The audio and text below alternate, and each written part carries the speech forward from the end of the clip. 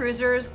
It has been an exciting few days for the cruise industry with a lot going on. In case you missed it, here are the top 5 cruise news stories making headlines this week. You're going to want to make sure you stick around for the last one. Number 5. The fight between the state of Florida and the CDC over whether the agency can impose such strict regulations wound up in court this week. A federal judge has ordered the two parties into mediation. Will they work it out? Stay tuned. We might find out in the next week. Number 4. Royal Caribbean has canceled 2 of its international seasons. Odyssey of the Seas was scheduled to sail in Israel, but recent violence there meant the ship is now moving to Florida. The line also canceled the Bermuda season for Vision of the Seas due to overall lack of interest.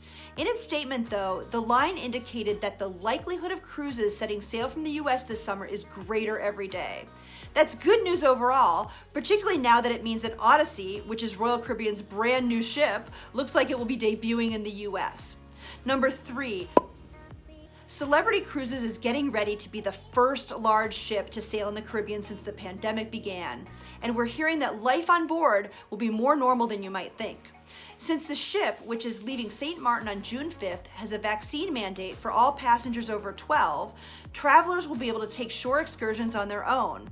Also, and everyone will love this, mask mandates are being eased even for indoors for vaccinated people.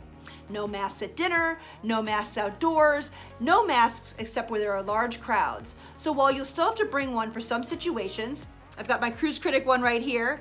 If you're vaccinated, your cruise will look a lot more like it did before the pandemic, at least on Celebrity. Number 2, river cruises in Europe are coming back. Now that the European Union is opening the continent back up to vaccinated Americans, several river cruise lines have announced their restart dates.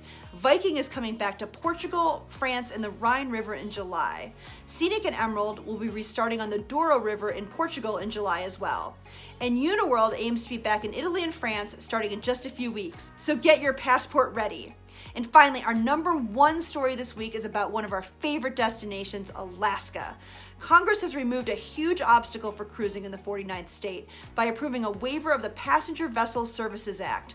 Almost immediately, Carnival, Holland America, and Princess announced that they would be cruising in Alaska by late July. Now, it's not totally a done deal. The CDC still needs to give the final approval.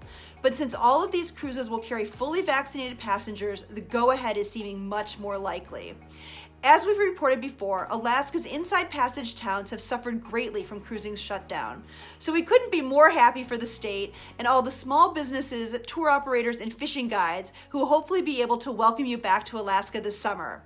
So that's our big weekend cruise news. If you want more details on all these stories, click on the links below. And if you liked this video, hit that like button and subscribe to our weekly updates, which drop every Friday. Until next week, happy sailing.